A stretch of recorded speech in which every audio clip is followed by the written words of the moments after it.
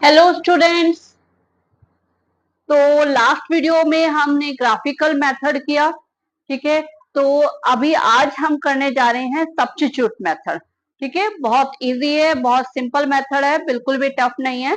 तो स्टार्ट करते हैं। ये मैंने आपकी बुक का ही एक क्वेश्चन लिया है, सेकेंड सम में ये। तो इसमें ये है आपकी फर्स्ट इक्वेशन, ठीक है, और ये आपकी सेकेंड इक्वेशन। तो क्या करना है, फर्स्ट इक्वेशन से एक वेरिएबल, अब यहाँ पे हमारे पास एस और टी है, एस या टी किसी भी एक वेरिएबल की वैल्यू फाइंड करेंगे दूसरे की फॉर्म में और उसे पुट कर देंगे सेकेंड इक्वेशन में। ओके, तो यहाँ पे मैं एस की वैल्यू फाइंड कर रही हूं। एस की अगर हमें वैल्यू फाइंड करनी है तो क्या करना होता है, जिसकी भी हमें वैल्यू फाइंड करनी होती है उसे क्या करते हैं, हम इक्वेशन कैसे सॉल्व करते हैं, उसे एक साइड में अलोन कर लेते हैं। बाकी सारी जो भी चीजें हैं और जो भी आपकी न्यूमेरिक वैल्यू है या कोई भी वेरिएबल है उसको दूसरी साइड ले जाते हैं। तो यहाँ भी हम यही करेंगे। हमारे पास यहाँ पे ओनली टी है तो हम टी को उधर टी को उधर ले जाएंगे। थ्री अपनी जगह पे एज इट इज है तो वो सेम साइन के साथ रहेगा। टी क्योंकि इधर से उधर जा रहा है लेफ्ट, तो ये माइनस का प्लस हो जाएगा, ठीक है। तो आपके पास एस की वैल्यू थ्री प्लस टी आ गई। अगर यहाँ पे एस के साथ कोई वैल्यू होती, कोई न्यूमेरिक वैल्यू होती तो कोफिशिएंट होता तो वो यहाँ डिनोमिनेटर में चला जाता, लेकिन यहाँ पे हमारे पास कोई वैल्यू नहीं है तो यही हो जाएगा। इसको हम थ्री मान लेते हैं। अब जो भी वैल्यू हमने फर्स्ट इक्वेशन से फाइंड की है उसे हमें पुटअप करना है सेकेंड इक्वेशन में। ओके, तो सेकेंड में ही करना है। अगर वापस फर्स्ट में कर दोगे तो जीरो इक्वल टू जीरो आ जाएगा, ठीक है। कोई वैल्यू, कुछ आंसर नहीं आपके पास मिलेगा।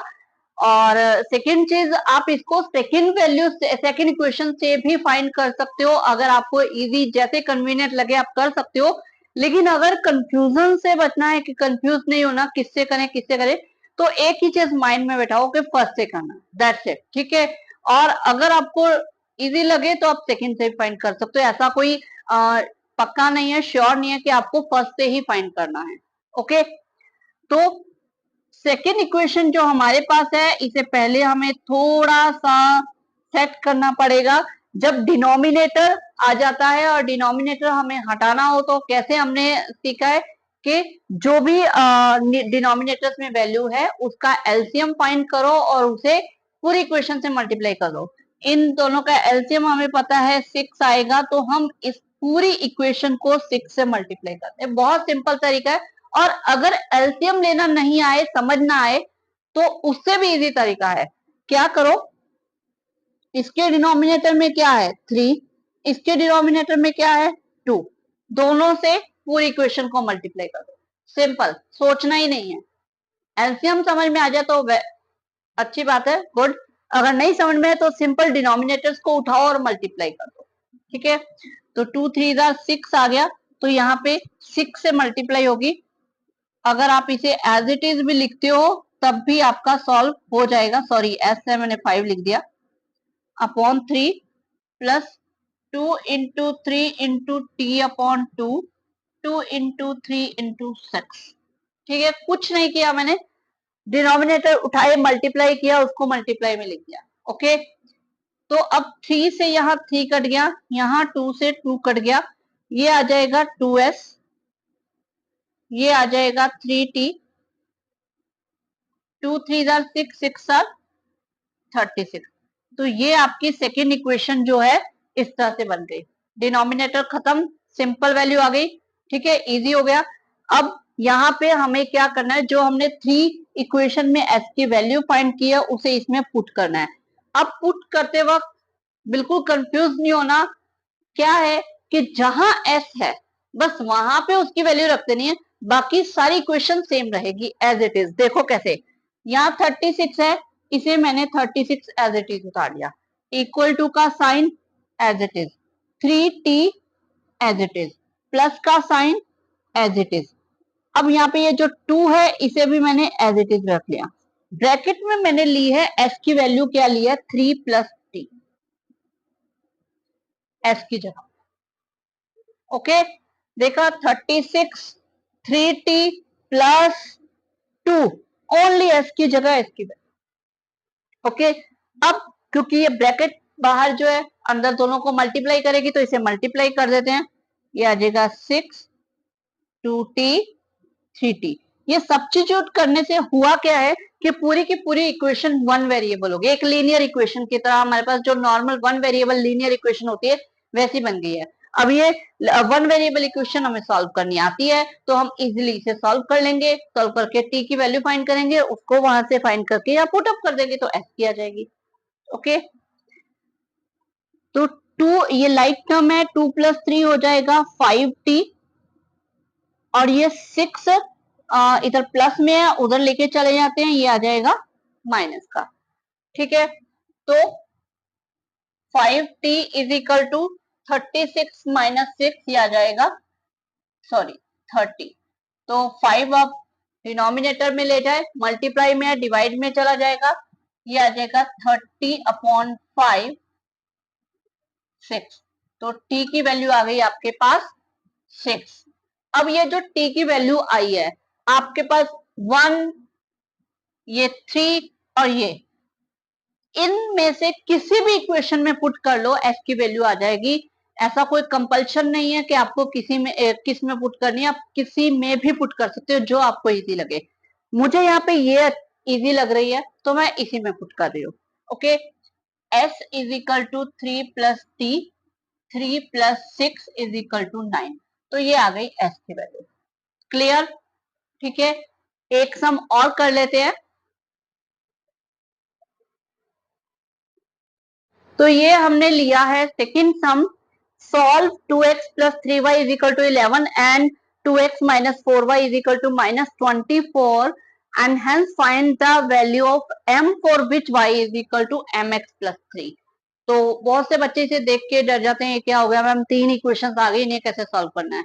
तो ऐसा कुछ नहीं है, आपको वही ये 2 इक्वेशंस ही लेनी है, इन्हीं दोनों को सॉल्व करके एक्स वाई की वैल्यू फाइंड करके आप इसमें पुटअप करोगे तो यहां से आपका m की वैल्यू फाइंड होगी, वो आपका आंसर होगा। ओके, तो बिल्कुल सेम सब्स्टिट्यूट मेथड लगाते हैं। आप कोई भी वैसे मेथड लगा सकते हो, एलिमिनेशन भी लगा सकते हो, लेकिन क्योंकि आज हम सब्स्टिट्यूट का वीडियो बनाने हैं तो मैं सब्स्टिट्यूट मेथड लगा रही हूँ। ठीक है, 2x + 3y = 11 एंड सेकेंड हमारे पास इक्वेशन है 2x - 4y = -24। ठीक है, तो अब जो ये फर्स्ट इक्वेशन है यहां से हमें वैल्यू फाइंड करनी है किसी भी एक वेरिएबल की। मैंने अभी आपको बोला था कि हमेशा मैं बच्चों को कहती हूँ कि कंफ्यूज ना हो, फर्स्ट वैल्यू फाइंड करो। लेकिन अगर आप सेकंड वैल्यू फाइंड करना चाहते हो तो यहां से अब इसमें मैं आपको y की वैल्यू हम फाइंड करते हैं और उसको पुटअप करके दिखा दें, बिल्कुल सेम रहेगा, कुछ टफ नहीं है। ठीक है, क्योंकि हमें y की वैल्यू फाइंड करनी है तो हमें इस साइड y को अलोन करना है, तो बाकी सब हम उधर लेकर जाएंगे। पहले हम 2x को उधर ले जाते हैं, ये माइनस में चला गया, 11 अपनी जगह पे था तो एज इट इज रहा। अब 3 इधर मल्टीप्लाई में है तो वो डिनोमिनेटर में चला जाएगा, ये आ गया y की वैल्यू।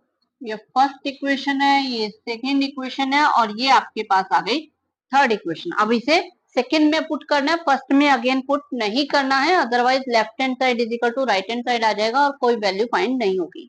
ठीक है, तो यहाँ पे आप देखो, अब हमें क्योंकि y की वैल्यू फाइंड करनी है तो 2x एज इट इज ले लिया, माइनस का साइन एज इट इज ले लिया, 4 एज इट इज लिया, कुछ चेंज नहीं किया। ठीक है, सिर्फ इस y की जगह हमें ये रखना है, ब्रैकेट 11 - 2y/3, अब equal to as it is है -24 एज इट इज है, नो चेंज। ठीक है, तो अब इसमें क्योंकि ये इसके साथ कट नहीं रहा है, अगर यहाँ पे कट जाए तो बहुत अच्छा, डिनोमिनेटर खत्म हो जाए, नहीं हो रहा तो हमें वही सॉल्व करने के लिए, इजी बनाने के लिए डिनोमिनेटर खत्म करना है। तो अगेन हम वही करेंगे, सीधा का सीधा ये 3 उठाया और इसे मल्टीप्लाई कर दिया, कुछ नहीं सोचना, मल्टीप्लाई पूरी इक्वेशन को। ठीक है, तो ये आ जाएगा 6y, सॉरी x, सॉरी यहाँ पे मुझे x ले रहा था, हाँ 6x - 3 × 4 11 माइनस 2x अपॉन 3। अब ये 3 से 3 कट जाएगा, -24 इंटू 3, सारी इक्वेशन को 3 से मल्टीप्लाई, तो ये आ जाएगा 6x माइनस 4, क्योंकि ये 3 तो खत्म हो गया, 4 अंदर से मल्टीप्लाई होगा 44। अभी ओनली 4 मल्टीप्लाई नहीं होगा, उसके साथ जो ये माइनस का साइन है ना, ये भी मल्टीप्लाई होगा। और बाहर माइनस आ जाए तो अंदर जाके क्या करता है, सारे साइन चेंज कर देता है।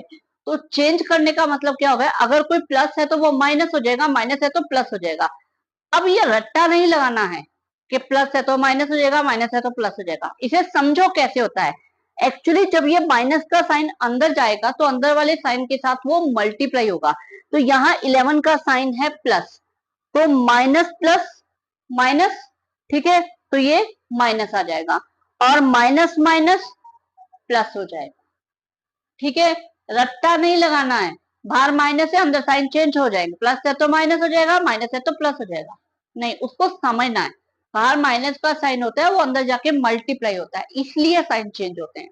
ठीक है, तो ये हो जाएगा प्लस 4 2 जार 8x। ओके, कोई प्रॉब्लम? 24 को किया, ये आ जाएगा 72 माइनस का। ओके, अब यहाँ पे 6x एंड 8x दोनों लाइक टर्म है, दोनों का साइन प्लस का है, तो ऐड हो जाएंगे, ये हो जाएगा 14x माइनस 44, उस साइड ले जाएंगे हम, ये माइनस क्या है, उस साइड जाके हो जाएगा प्लस का। और 72 को हमने कुछ नहीं किया, तो वो एज इट इज अपने माइनस के साइन के साथ अपनी जगह पे विराजमान है। ठीक है, -72 प्लस 44, यानी कि इनकी होगी सब्ट्रैक्शन। ठीक है, ये आ जाएगा 28। ओके, अब ये x के साथ 14, ये चला जाएगा डिवाइड में,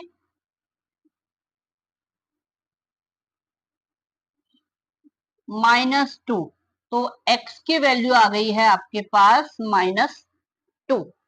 ठीक है, अब इस x की वैल्यू को 1 2 3 इन तीनों में से कहीं भी पुटअप कर सकते हो। ठीक है, बिल्कुल सेम आंसर आएगा। मैं यहाँ पे दो इक्वेशंस में पुट करके दिखाती हूँ, पहले इसमें पुट करती हूँ क्योंकि मैं हमेशा इसी में पुट करने को प्रेफर करती हूँ, पर और मैं किसी एक और इक्वेशन में पुट करके अभी हम सॉल्व करके देख लेंगे। -2 इंटू, देखो जब हमें वैल्यू पुट करनी है तभी हमें सेम टू सेम लेना है। y अपनी जगह पे आया है, 11 अपनी जगह पे आया है, माइनस का साइन अपनी जगह पे है, 2 अपनी जगह पे है, x की जगह पे आ जाएगी x की वैल्यू -2, और नीचे डिनोमिनेटर में 3 है, वो अपनी जगह पे, कुछ नहीं करना, सेम टू सेम। 11 2 2 जार 4 हो गया, माइनस माइनस प्लस हो गया।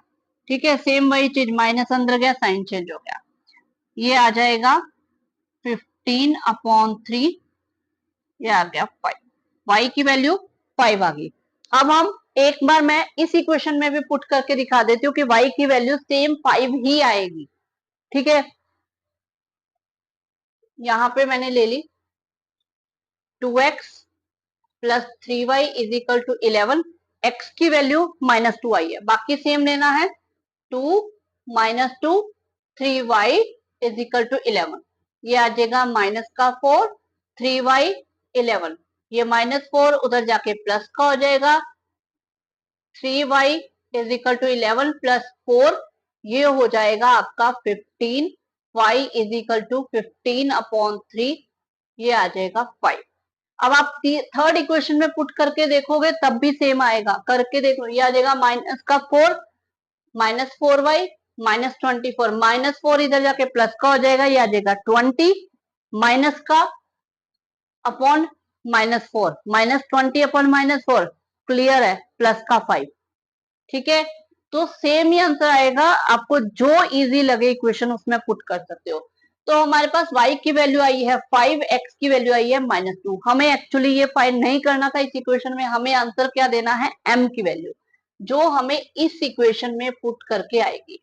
तो हम इक्वेशन को लिख लेते हैं, mx प्लस 3, अब y की जगह y की वैल्यू आ जाएगी 5, m अपनी जगह पे रहेगा, x की जगह x की वैल्यू आ जाएगी -2 + 3।